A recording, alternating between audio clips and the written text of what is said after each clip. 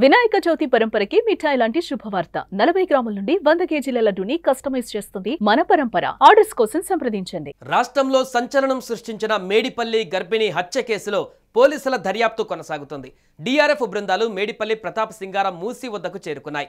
ఆదివారం చీకటి పడే వరకు స్వాతి శరీర భాగాల కోసం పోలీసులు డిఆర్ఎఫ్ బృందాలు ఇక్కడ గాలించాయి. అయితే సోమవారం మరోసారి బోట్లతో గాలిస్తున్నారు. మూసిలో ప్రవాహం ఎక్కువ ఉండడంతో శరీర భాగాలు చాలా దూరం కొట్టుకుపోయి ఉంటాయని పోలీసులు అనుమానిస్తున్నారు. ఆదివారం 10 కిలోమీటర్ల దూరం వరకు డిఆర్ఎఫ్ బృందాలు గాలించాయి. మేడ్చల్ జిల్లా మేడిపల్లి పరిధి బాలాజీ హిల్స్లో గర్భవతైన తన భార్యను చంపిన మహేందర్ మృతదేహాన్ని ముక్కలుగా చేసిన సంగతి అందరికీ తెలిసిందే. అనంతరం శరీర భాగాలను కవర్లో ప్యాక్ చేసి బయటకు తీసుకువెళ్లి పడేశాడు. విచారణలో స్వాతి కాళ్ళు, చేతులు, తల వేరు చేసి మూసిలో వేసినట్లుగా మహేందర్ రెడ్డి చెప్పడంతో వాటి కోసం పోలీసులు గాలింపు చర్యలు చేపట్టారు. మరోవైపు స్వాతి సోదరి శ్వేత సంచలన విషయాలు చెప్పింది. మహేందర్ ఒక సైకో, ఎన్నో చిత్రహింసలు పెట్టి అక్కని చంపాడని ఆరోపిస్తుంది. అతనికి ఉరిశిక్ష వేయాలని డిమాండ్ చేస్తుంది.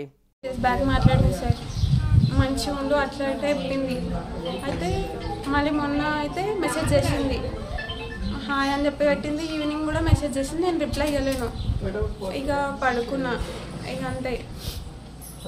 ఇంతకుముందు మహేందర్ నా కాలేజ్ దగ్గరకు వచ్చి మీ అక్కకు పిచ్చిలేసిందని చెప్పిండు. నేనేం చేసిన, నమ్మి బయటికి వచ్చిన. నేను కాల్ చూసినాక డౌట్ వచ్చింది.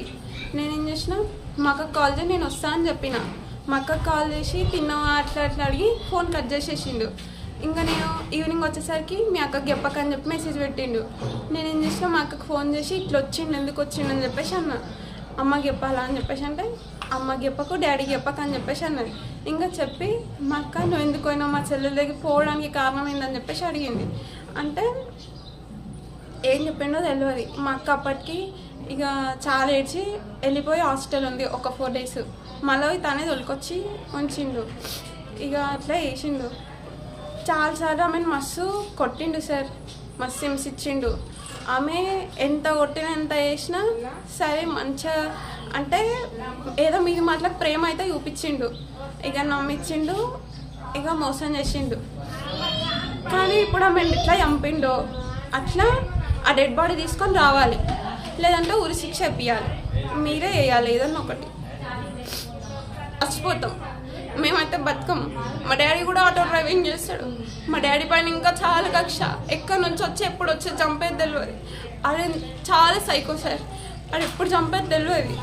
మా డాడీ లేకపోతే మేమైతే ఎట్లయినా ఉండం. నేనైతే మా అక్క చచ్చిపోయింది సార్, నేను బతుకా అని గురి శిక్ష చేపిస్తేనే ఏదన్నా ఒకటి, లేదంటే ఆయన పేరు మీదనే చచ్చిపోతాం, అందరం చచ్చిపోతాం. మా అమ్మ మా డాడీ అయితే ఎట్లయినా బతకరు. వాళ్ళు ఏదో ఒక టెన్షన్ పెట్టుకొని అయితే చచ్చిపోతారు.